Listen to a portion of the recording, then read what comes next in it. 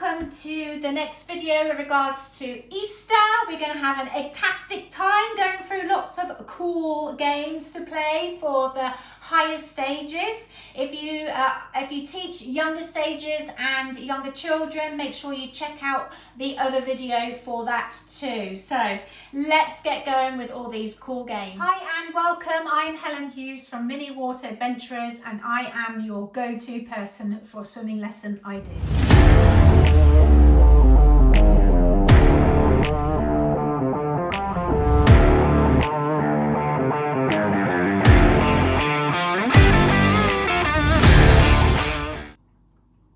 Right, I have used my trusty planning notebook that I have here that I designed for you as a swimming teacher. So make sure that if you're looking for a planner that you purchase one of these if you would like.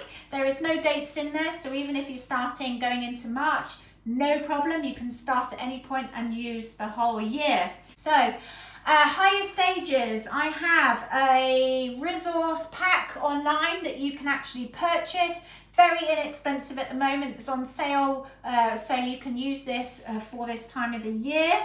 And it has all the games and everything that you need to print off for your games. So on my list that I've got here are some exercises game. You can try saying that. Exercises game, and this is to do with the skills that you are working on with your swimmers. So I've given an example on my resource pack, but this is actually for one of my stage ones. But you can change this out, and I just had this resource, so I'm just reusing it rather than reprinting things off. But I've done I will be doing it for the higher stages of putting on the different skills that they are working on. I will get to that, but this is just an example for you. So what you'll have is the exercises. So in your eggs that you can get a massive kit of these of lots of different colors, or you could just do one color.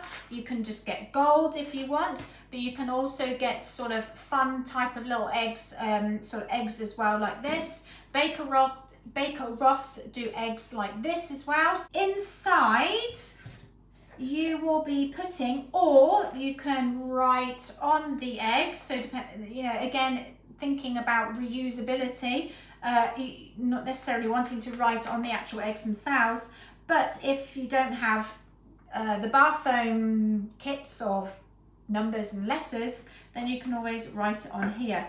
So inside, basically, you're going to be putting your numbers.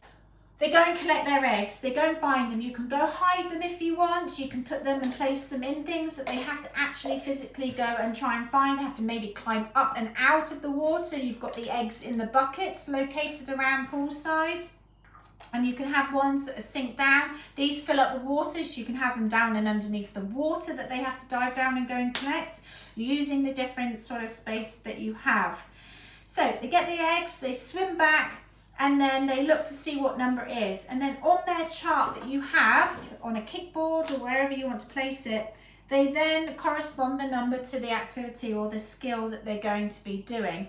You can have them all do the same number. So you can have them go down and you're saying, right, you're going to come back and you've got 4 and you all do number 4 before you move on. Or you can get them go down and that they all have their numbers. Say for instance, Frankie's got 1, Lenny's got 2, and then little Bo Peep has 3. But you take it in turns as to which activities that you do. So depending on how you want to actually, carry out these sort of skills, depending on how you want it to flow during your lesson, you could spend a whole lesson just on this of the eggs that they find, because obviously there's a number of different skills that they will be working on. So if they're not quite there with a certain skill and they're needing to practice a couple of times, then that's what you can be working on for that. So that's the exercises game. Then you've got the hop hop chase, which if you are familiar with Duck Duck Goose, it's the same game. You may need some of the children needing to sit on noodles, that's absolutely fine. But basically they're treading water in a circle, and you're going to first you're actually going to be tapping one of the swimmers, and they are going to be the person that's going around, and that what they're going to be doing is go around each swimmer. So you're going to be hop, hop, hop, hop, hop, and then chase. And then that person that they said chase to, they're going to try and swim around the outside back into their spot before that person gets there as well. So it's almost like a swimming race to get around. The swimmers must stay in that same position, so they still need to be staying in a circle. And then if that person manages to get back before the original person, then they take their spot. And then it's that person then that goes hop, hop, hop, hop, chase, and then they again come out and then swim around to get back in. If it's the same person that was managed to get past them faster, then that same person then has to go again. So hop, hop, hop, chase.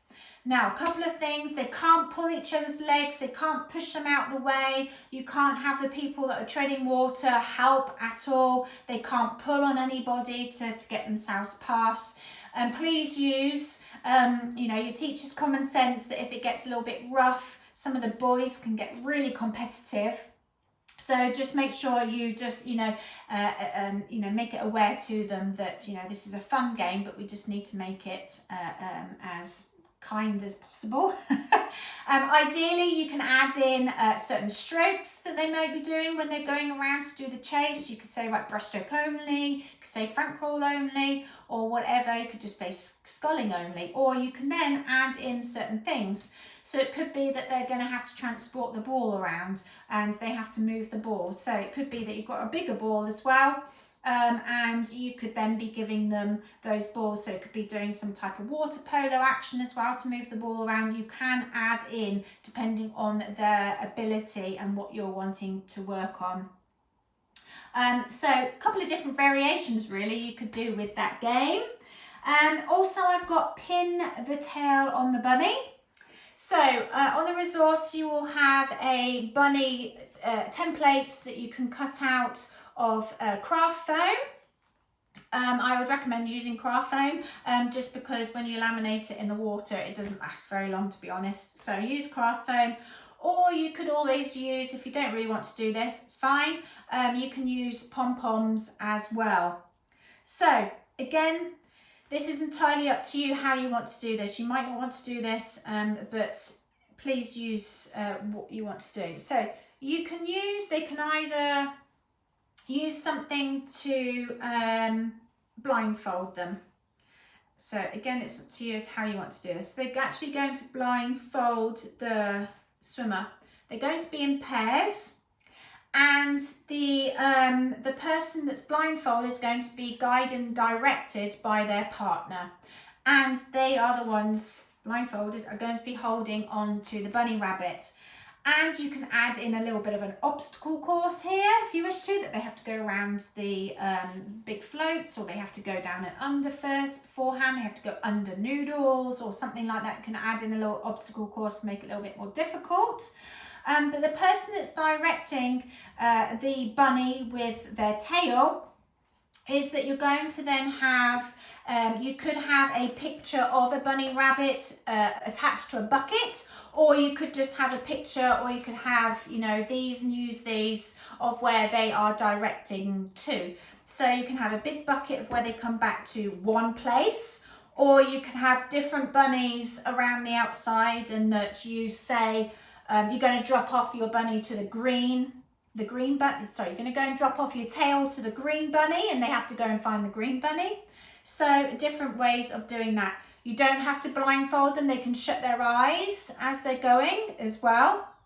But generally a child is trying to do all this, isn't it, to look to where they're going. So the reason here for this game is just to for trust and to sort of, you know, really focus on getting from A to B in a safe way, but they're, you know, using their partners to help them, because who knows in a situation of where they are having to rely on help to get them in a safety sort of scenario. So let's pin the tail on the bunny. Also, there is an egg and spoon race, so you can buy, you know, loads of these from like the dollar store, the pound store, or if in America, dollar store, or any sort of cheap place. You can use wooden spoons. You can get massive packs of these as well, but obviously wooden spoons, they do go mouldy, so plastic is great. Or you can always get, you know, like camping type of spoons as well, which, or you can buy a pack of plastic spoons, you know, for like parties and things like that.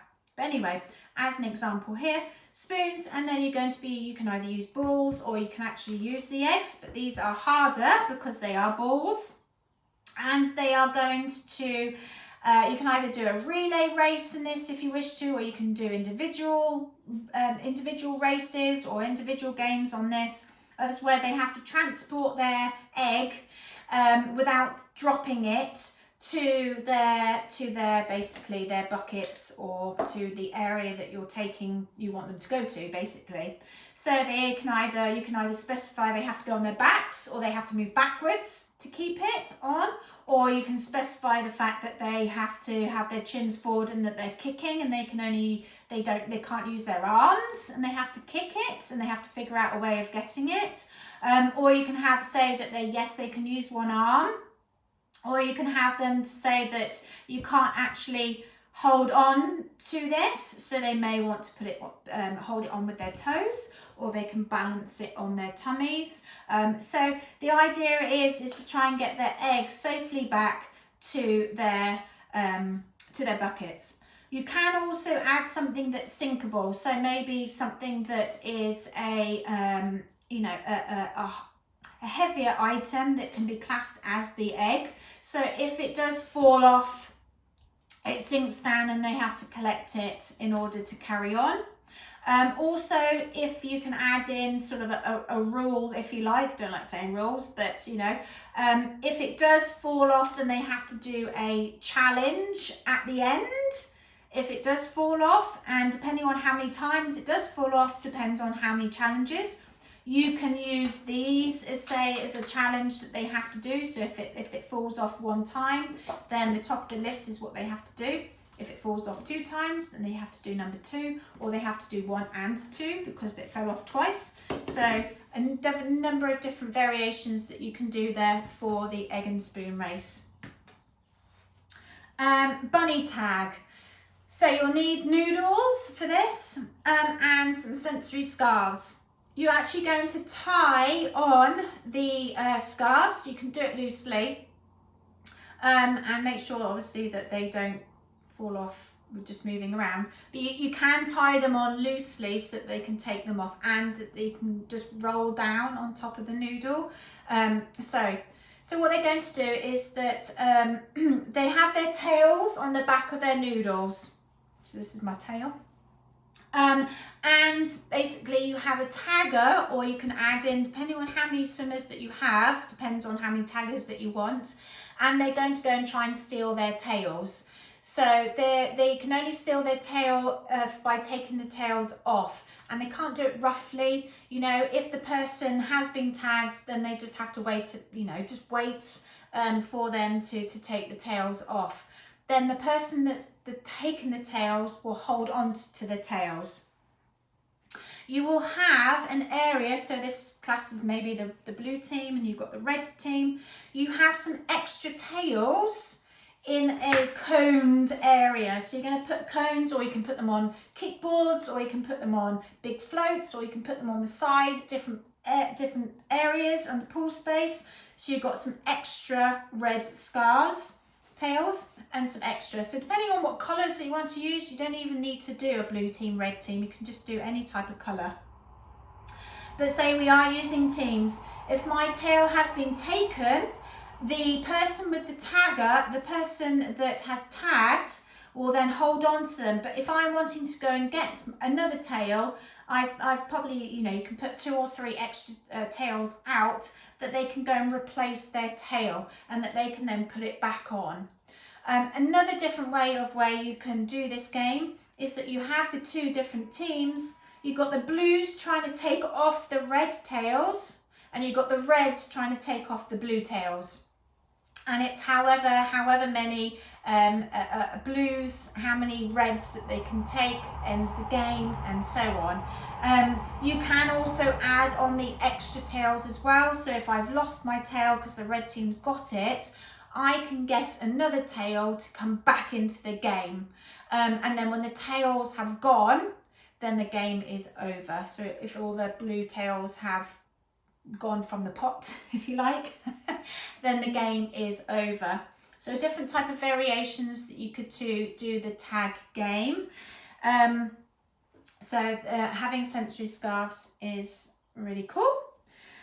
And then the last thing is the egg collect. So you're going to have eggs, or you can have, you know, diving sticks or diving hoops or anything that is down and underneath the water. And they're going to go and collect as many eggs as possible. It could be that you have, you know, 4 children and you have 16 hoops or whatever underneath the water. And those 4 children have to find as many eggs as possible. You will say when they're ready to go, are you ready? They could be treading water, and then you say, egg-tastic, and then they go off, and then they can find as many eggs within a time, or they can keep going until all the eggs have been found. Or you can place them in different places, not necessarily down and underneath the water. You can place them on stairs. Or it could be that you place them out on the side as well. So they're going to have it. So mainly this is one of where they actually do the dive down and get, basically. It could be that you do use hoops, diving hoops, and they go down and collect it, and then they have to balance them on their heads to swim back to put them in their zones. You could do this as 2 teams. You can have 2 different colours. Of where they have to go and collect the other team's eggs before the, you know, say you've got a yellow team or a green team. The yellow team has to go and collect as many green eggs as possible before the yellow gets their eggs. So you can add it in that way as well. So those resources are on, the games are on that Easter resource, so you get that. Like I said, it's an absolute bargain of £5. So get that today. I'll put the link in. But there's 6 different games there for you over the period of time. You can use these as warm-up games. Like I said, you can add in these as a whole session if you wish to. I mentioned in my previous video, if you haven't seen it yet, but you can do like a letter hunt as well, of where you will be putting, or numbers as well, so 2 different extra ones here for you, but you have different letters out that's spelling a word that's relative to Easter, and that they have to go and get the letters and unjumble the letters and figure out what the words are that you have specified, well, that are that you know, that are Easter relatives, so bunny, Easter, chick, eggs, you know, whichever ones you're wanting to use. Also, you can have the eggs that are lettered and numbered, of where you are maybe doing X amount. So for instance, you're wanting to do forward rolls and you picked a skill, and so egg rolls, for instance, you know, and they're going to be doing it 4 times. So you can add in something like that as well. So hope you enjoyed those different games and activities for Easter. If you have any that you have enjoyed and your swimmers have enjoyed too, please comment below. And also make sure you subscribe so you don't miss any other videos, and make sure you please give it a thumbs up, so that helps with other swimming teachers, you know, finding this video as well to be inspired as well. So thank you, and look forward to seeing you in the next video. Take care. Bye.